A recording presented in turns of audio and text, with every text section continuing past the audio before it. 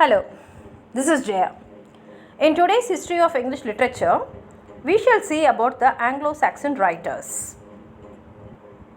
Even though there were many writers, we are going to see about the major writers as Caedmon, Caedmon, and King Albert. In this video, we shall see about Caedmon, who is one of the most important Anglo Saxon writer. We get a lot of details about Caedmon from Beatty's Latin Ecclesiastical History of the English People. In that, Beatty has mentioned that Caedmon was a cattle herder and he was an illiterate, but later by God's grace, he became the earliest Northumbrian poet. How was this possible? What made a cattle herder who worked in the monastery of Whitby Abbey write hymns to God? We shall see the story in detail. This Caedmon's hymn is a 9-line alliterative vernacular poem which is in praise of God. Now, how did an illiterate man write a hymn in praise of God and which impressed everyone and everyone fell for the beauty of its rhyme? We shall see this. The story goes like this.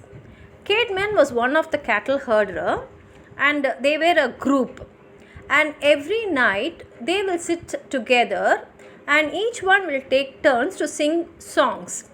These songs will generally be about the Bible stories or God's grace or about any heroic deeds of a great hero whom they have heard, or a song which they have already heard from another person. They will repeat it. And whenever Caedmon gets his turn, he would give some excuse and go to sleep to avoid singing the song because he did not know how to compose a song or even to reproduce a song.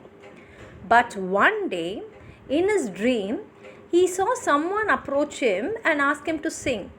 And when he said that he will not be able to produce any song, that someone asked him to sing about the beginning of created things.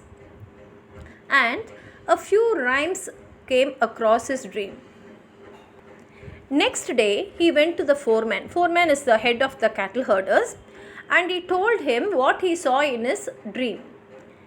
And the foreman was very much impressed with the words which he said, and the verse was so beautiful, and he never expected Caedmon to produce such beautiful songs, and he understood that some miracle has happened. So he asked him to go and meet the abbess of Whitby. And Saint Hilda was the abbess of Whitby.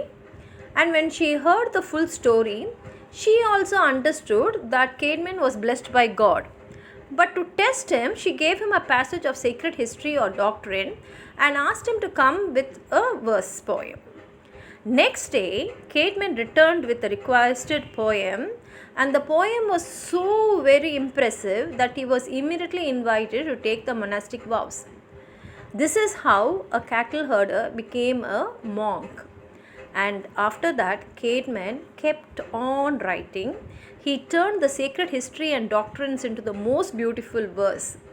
His work includes works on religious subjects, accounts of God's creation, translations from Old and New Testament, and songs about future judgment, horrors of hell's, joys of heavenly kingdom, and divine mercies and judgment.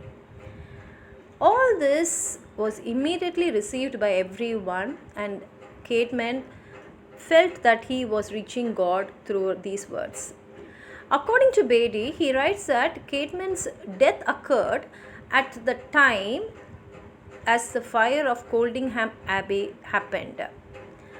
After this, recently, in 1848, Caedmon's cross was erected in his honor in the graveyard of St. Mary's Church in Whitby.